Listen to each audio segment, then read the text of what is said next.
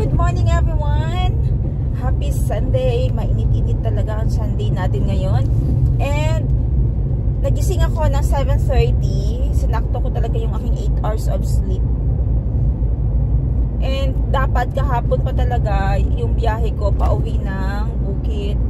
Gusto ko kasi magpahinga talaga. Pero tinamad ako ng pagdadrive. Nakakapagod na kasi kahapon. Parang wala ako sa energy. Wala akong energy na mag-drive pa ng 1 hour. And kailangan ko pang magmadali nun kasi pag hindi ay abutin ako ng dilim. Ayoko pa naman abutin ako ng dilim kasi ang daming roadworks na ginagawa dito ngayon sa National Highway namin. And yung mga signs, symbols, o yung mga tawag nun na mga ilaw,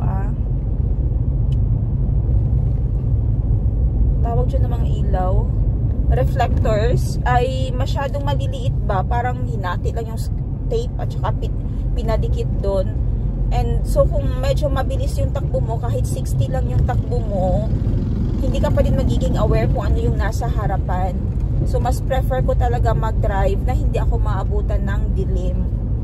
So ayun, so ngayon na lang ako pupunta ng Bukid. Samahan nyo ako. Hindi ko alam kung anong mangyayari ngayon. Makakapagtanim ba kami? Kasi wala pa din kaming breakfast.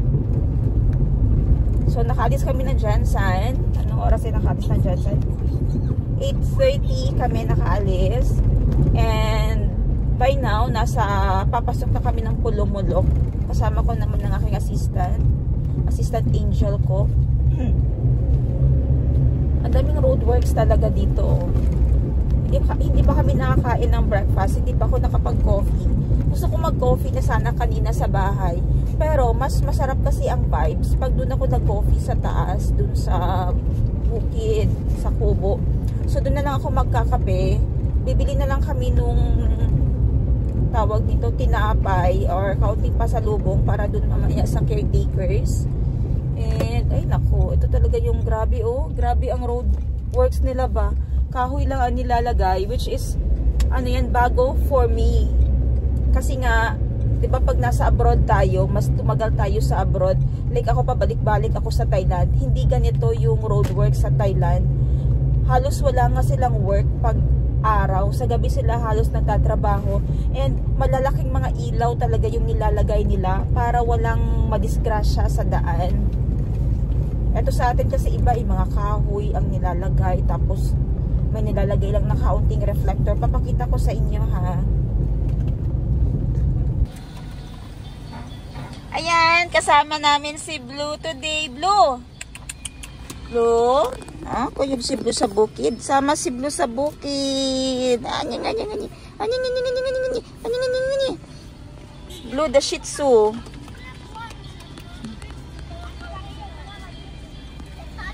Tapos si Grace. Si Gracie ay bumaba para mamalengke. Bibili lang siya nung mga isda at saka pang lunch lang namin mamaya kasi balikan lang naman kami. Or let's see, kasi may dala din naman ako mga gamit. So bibili lang siya ng mga pinapamalengke. Bibili lang siya ng mga kakainin namin later, baon pasalubong sa caretakers. Ano pa, paborito namin saging, kamote, mga kape, asukal, mga basic lang naman. Pinatakbo ko na siya. And wala pa din kasi kaming dalawa kain. So sabi ko, bili na lang siya ng pastil.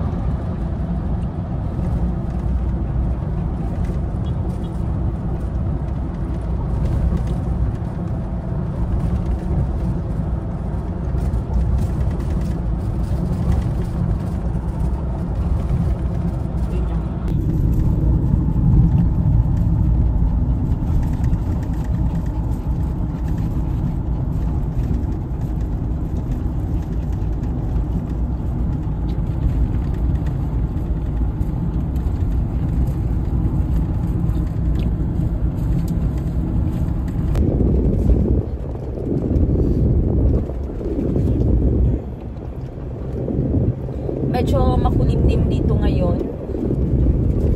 Malapit na kami makarating dun sa area. Papasok na. Ito na yung tinatawag namin na ganyan o pataas baba. Kasi nga, taniman siya ng dole dito sa gilid. Ang daming pinya. Parang napakalaking plantation ng pinya. Kasi nga dito located yung dole sa area na to. More on pinyahan at saka avocado sila, no? Doon sa taas ay mga avocado. Dito naman sa baba ay pinya. So yung daan ay ganun-ganun talaga siya. So from Kanto hanggang doon sa taas, estimated ko nasa 30 minutes din yung biyahe. Parang 20 to 30 minutes kasi nga paakyat siya. Tanaw, ipapakita ko sana sa inyo yung Mount Matutom na pag clear na clear talaga yung sky. Kitang-kita mo talaga siya. Napakaganda ng Mount Matutom. Pero ngayon wala. Natatabunan talaga siya. Walang clouds and medyo masilaw pero makulimlim. Sana naman ay hindi umulan kasi may project, pero okay din naman kung umulan, ano. Mas gusto ko din kasi pag umuulan dun sa bukid, malamig at tiyak hindi ko na naman magawa-gawa yung mga kailangan kong gawin kasi baka bigla na lang makatulog. Walang pasok kasi Sunday. And napakaraming, yung area kasi dito, malapit ako sa SG Farm. Yung SG Farm, short for Strawberry Guyapano Farm.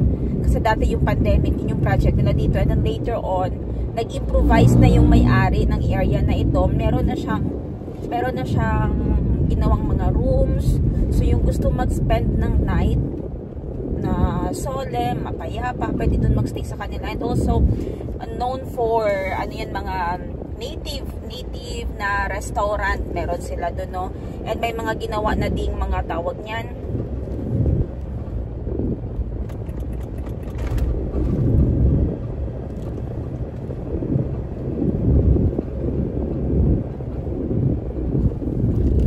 ginawa ng mga campsite, recreational activities. Meron din dito malapit sa akin ang Domesville at saka Matt Blooms. Ganun din yun, mga view, mga gusto mapalayo sa city. Gumawa sila ng mga hotel rooms, may mga pool, ganyan. Doon pa yun sa taas ko. Pero sobrang lapit na din sa area ko, ano. Yung means of transportation dito, ayan, winding na yung daan. Yung means of transportation dito ay mostly habal-habal ang tawag sa amin, or yung mga motor na rusi, mga malalaki, ginagawa nilang pampasaheroan. Yun yung mas mabilis na access dito kasi pasok talaga siya dun sa ano yan, pasok talaga siya dito sa daanan nila. Kahit na makitid yung daan, yun yung best way lang nila para makarating galing sa bukid hanggang sa city, kahit na sapa pa yung madaanan.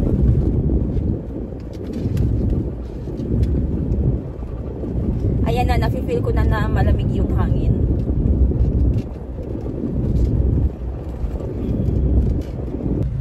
Hi Blue! At pati na Blue, mas light ka Blue! Mas light ka Blue! Makikita nyo yung daanan mamaya. Naririnig naman, diba, na medyo yung sasakyan ay nag-change gear siya. So, lumalakas yung persa.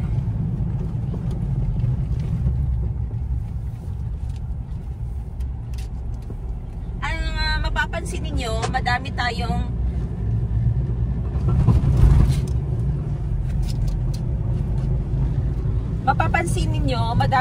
mga sasakyan na makakasalubong.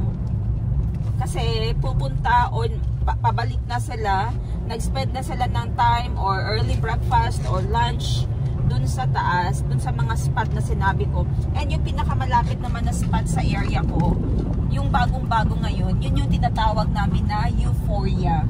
I-attach ko dyan yung mga latest photos na nakuha ko dati sa Euphoria. Try ko mamayang hapon, no, pumasok. Pero mahal kasing entrance. Entrance pa lang ay 150 pesos na. Nakikita ko naman yung view nila sa area ko din.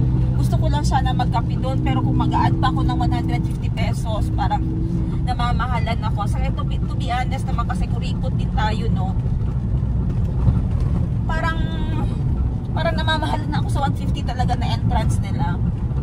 Yun for me ha, honest review ko yun. Kasi pabalik-balik naman ako doon sa place, and yun lang naman din talaga ang sadya ko doon. Magkape lang sana doon kasi masarap din yung kape nila, and iba din yung view nila sa kabila. Yung view kasi doon sa cafe nila ay parang virgin forest yung view. Yung area na yun doon hindi pa napapakialaman. Okay, doon iwahig doon sa daan. Ayan, kita nyo naman siguro. At paakyat na tayo ng paakyat.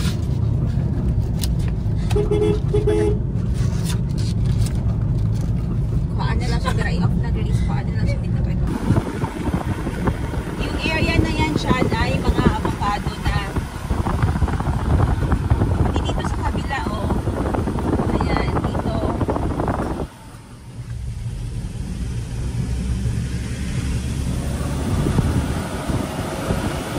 Nakita nyo non-stop yung bunga ng avocado.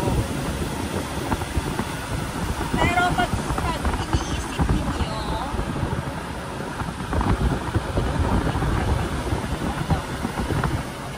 napapansin ninyo yung panahon ngayon ay medyo gloomy na.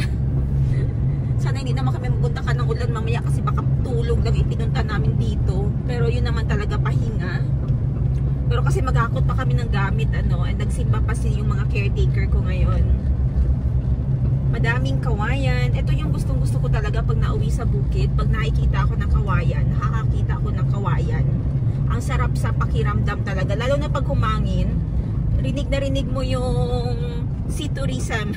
Favorite word ko yung sea tourism eh. Pag naririnig mo yung banggaan ng mga dahon ng kawayan or kahit na anong kahoy. Ayun, may pumasok na van doon sa area ko. Ayun, Euphoria or Akmunan. Kita nyo dito sa side, may mga bentang mga dito kabila. May mga bentang mga fresh na gulay na yan dyan agad. Pero, for me lang ha, gulay. Ayan yung mga gulay dyan sa kabila. Ito yung daanan natin. Medyo mabato na siya. Ay, hindi naman mabato pala. Lubak-lubak. Better na ito siya ngayon compared dati. Kasi dati talaga sobrang hirap nung daanan na ito. Hindi pa siya talaga plastada. Hindi pa malawak. Pero since nung pumasok si Euphoria nga dito, yung sabi ko sa inyo na ano yan? Parang view na pinupuntahan for cafe and picture-picture. Medyo lumawak yung daan. And nawala yung mga kahoy talaga na kasi masukal talaga ito siya dito dati eh.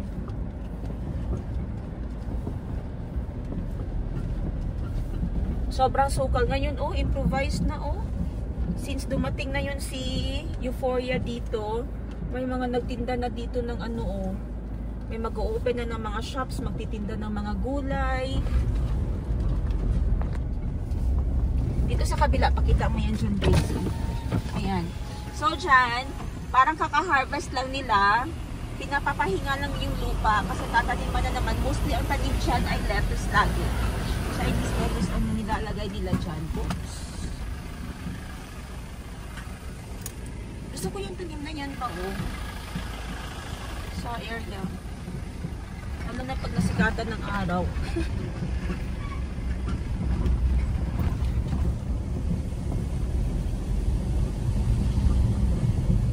Oh no, parang dito sa gawas. Okay, papasok dun sa area ko. May mga mamimit na kayo dito. Dati wala ito sila. May mamimit na kayo dito ng mga nagbebenta ng mga prutas, passion fruit, kamatis, avocado, yan. Yan sa mga gilid na yan. Yan na yung mga benta nila. Kuya, bas mga avocado. Opo, ma'am. Thank you.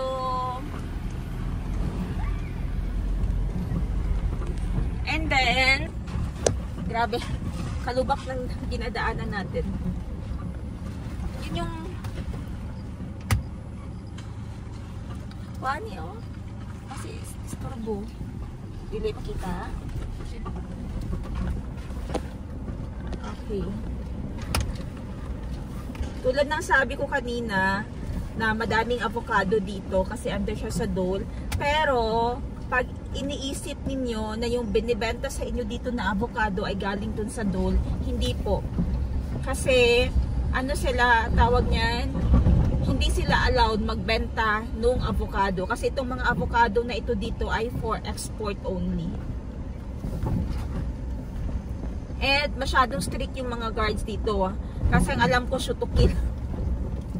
Ang alam ko lang talaga hindi ko na-confirm. Pero sinabi lang sa akin na pag may dala kang sako or obvious talaga na nagnanakaw ka dito, may mga guards yan, hindi mo lang alam kung saan sila nakatambay, ay babarilin ka agad daw nila. And may incident na nangyari na ganito dito before. So after nun, hindi na naman daw naulit. Wala nang may nagdala ng wala nang may nagdala ng sako at nanguha. Ayan. So, ayun o, napakadami bunga ng avocado ngayon. Pakita mo.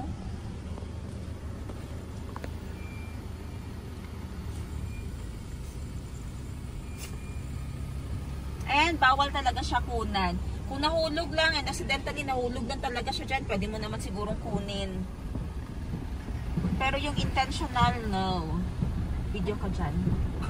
Okay. Diretso, sir. Ayan, napakaraming tourist na ngayon dito sa Euphoria. Tourist, yan o. Ganyan kasi siya. Ipahayang iyang video. Dito sa gawas na ngayon, napila niya ang screen. Ipataas ang video. Ipataas ang hayag sa screen. Gamay lang. Ayaw kayo pasubrai. Ayaw kayo pasubrai. Okay na yun. Oh. Yan yung Euphoria. Pero alam nyo ba na ganitong time, napakainit, nagkataon lang na makulimlim po dito. Pero yung area talaga dito ay napakainit po talaga. So, pag ang purpose nyo na naman ay kumain at magpa-picture-picture saglit, don't forget na mag-sunblock po kayo, ha.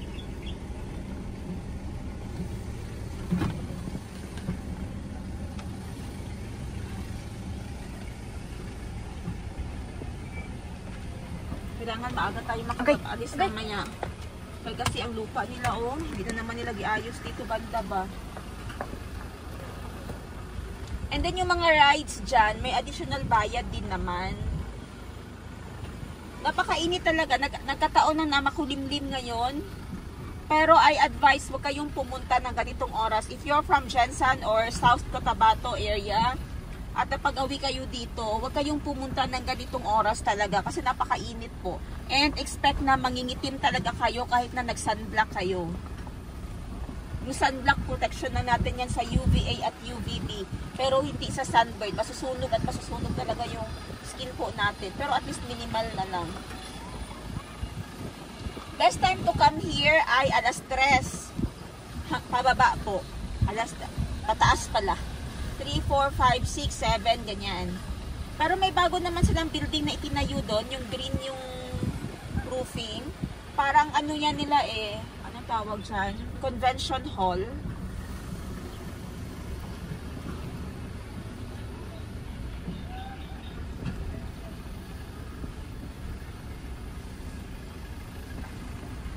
Okay, nalampasan na natin yung Euphoria. Dito naman tayo, doon ka naman sa mga avocado para makita nila. Ito yung mga avocado na takam tayo kahit na ako. Kasi pag nakarating ito ng Europe o kahit saan na bansa ay sobrang mahal na talaga. I-zoom mo yung isa na madaming bunga. Oh, sorry, alam nyo ganun talaga ang sitwasyon dito. Ang daan ay napakasukal.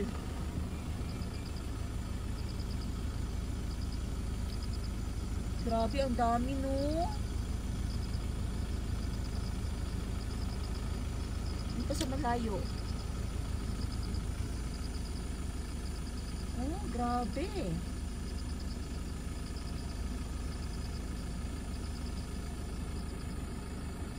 And napakalawak po nitong avocadohan na ito, ha. Simula pa dun kanina sa highway hanggang dito papasok sa looban ng bundok. And non-stop po ang bunga nito. Hindi ko alam anong ginagawa ng Dole. Bakit non-stop ang pagbubunga. Pero ito na yung hinahain sa inyo. Ito na yung nabibili natin per piece. bawat piraso na magkano, 100 pesos, 150 pesos each, or 200 pesos each pag nasa abroad na.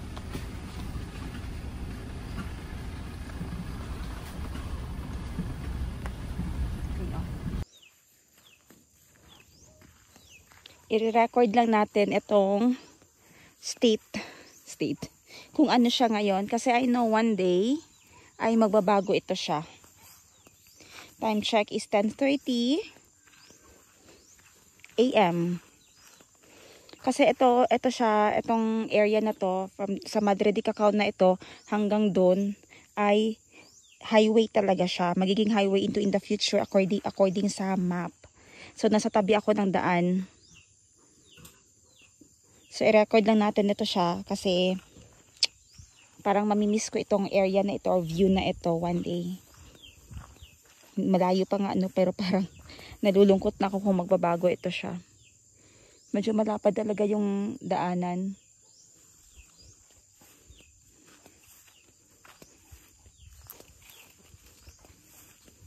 And nandito na kami, magkakape lang kami and we'll settle down. Thanks for watching this episode. Bye!